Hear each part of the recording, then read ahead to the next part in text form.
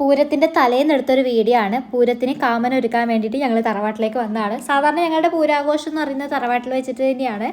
അപ്പോൾ നമ്മൾ എത്തുമ്പോഴത്തേനും അവർ കാമന ഒരുക്കാൻ വേണ്ടിയിട്ടുള്ള എല്ലാ സംഭവങ്ങളും ഇവിടെ റെഡിയാക്കിയിട്ടുണ്ട് കേട്ടോ.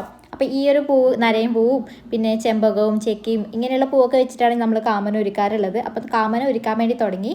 അപ്പോൾ ഓരോ സ്ഥലങ്ങളിലും ഓരോ രീതിയിലാണ് കാമന ഒരുക്കിയിട്ട് കണ്ടിട്ടുള്ളത്. അപ്പം നമ്മുടെ തറവാട്ടിൽ ഈ ഒരു രീതിയിലാണ് കേട്ടോ കാമന ഉണ്ടാക്കുന്നത്. നമ്മുടെ തടപ്പ കാമനാണ്, അതാണ് ഈ ഒരു രൂപം വരുന്നത്. പിന്നെ ചെക്കിപ്പൂവൊക്കെ തൊല്ലാൻ വേണ്ടിയിട്ടുണ്ടായിരുന്നു. അപ്പം ഞാനും ചേച്ചിയൊക്കെ ഇരുന്നതൊക്കെ തൊല്ലാൻ വേണ്ടി തുടങ്ങി. കണ്ണൂർ, കാസർഗോഡ് ജില്ലകളിൽ മാത്രം കണ്ടുവരുന്ന ഒരു ആഘോഷമാണ് പൂരം എന്ന് പറയുന്നത്. ഇത് നരയം പൂവാണ് കേട്ടോ. ഈ പൂവിനെ കുറിച്ച് കുറേ പേര് ചോദിച്ചിട്ടുണ്ട്. ഇത് നരയം പൂവെന്നാണ് ഞങ്ങൾ പറയുന്നത്.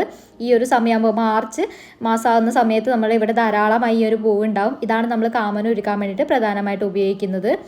നമ്മൾ സാധാരണ തറവാടുകളിലാണ് ഇടാറുള്ളത്. വീടുകളിലും നമുക്ക് പൂരം ആഘോഷിക്കാൻ വേണ്ടി പറ്റും കേട്ടോ. പിന്നെ കണ്ണൂർ ജില്ലകളിൽ കണ്ടിട്ടുണ്ട് ഇതിൽ ചെറിയ മാറ്റങ്ങൾ. അവർ മണ്ണ് കൊണ്ടൊക്കെയാണ് കാമന ഉണ്ടാക്കുന്നത് ഞാൻ കണ്ടിട്ടുള്ളത്.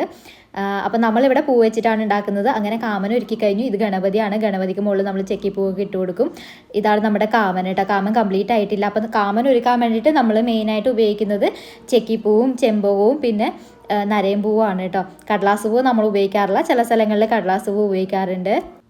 പുരാണപ്രകാരം ലോകത്തിൽ സൃഷ്ടിയും ജീവനും നിലനിൽക്കാൻ സ്നേഹം അനിവാര്യമാണ്. എന്നാൽ ഒരു കാലത്ത് ശിവൻ അതിഗഹനമായ തപസ്സിലായിരുന്നു.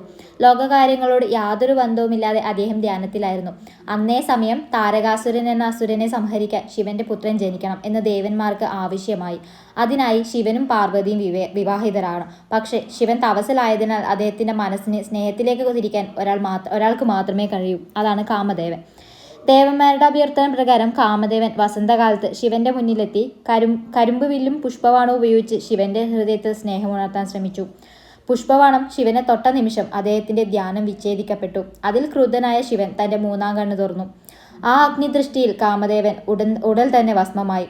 കാമദേവന്റെ നാശത്തോടെ ലോകം സ്നേഹരഹിതമായി. സൃഷ്ടി നിലച്ചു, സന്തോഷമില്ലാതായി.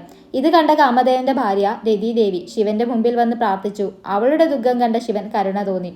അദ്ദേഹം കാമദേവനെ വീണ്ടും ജീവിപ്പിച്ചു.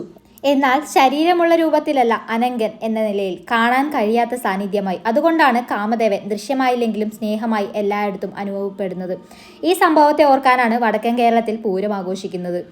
ഈ ആഘോഷത്തിൽ പ്രധാനമാണ് കാമനൊരുക്കൽ. പെൺകുട്ടികൾ മണ്ണും ചാണകവും പൂക്കളും ഉപയോഗിച്ച് കാമദേവന്റെ രൂപം നിർമ്മിക്കുന്നു. ഇത് ഓരോ ഏരിയയിലും വ്യത്യസ്തമാണ്. നമ്മളിവിടെ പൂക്കൾ മാത്രമാണ് കാമന ഒരുക്കാൻ വേണ്ടി ഉപയോഗിക്കുന്നത്. ദിവസേന പൂക്കൾ അർപ്പിക്കുകയും വെള്ളം തളിക്കുകയും ചെയ്യുന്നത് സ്നേഹവും സമൃദ്ധിയും ജീവിതത്തിൽ വളരണമെന്ന വിശ്വാസത്തിന്റെ ഭാഗമാണ്. അങ്ങനെ കാമനൊരുക്കി ഞങ്ങൾ വീട്ടിലോട്ട് പോവുകയാണ്. നാളെ രാവിലെ ഇനി എത്തണം പൂരം ആഘോഷിക്കാൻ വേണ്ടിയിട്ട്. അപ്പോൾ അത്രയേ ഉള്ളൂ. Until the next video, it's me Vidya signing off.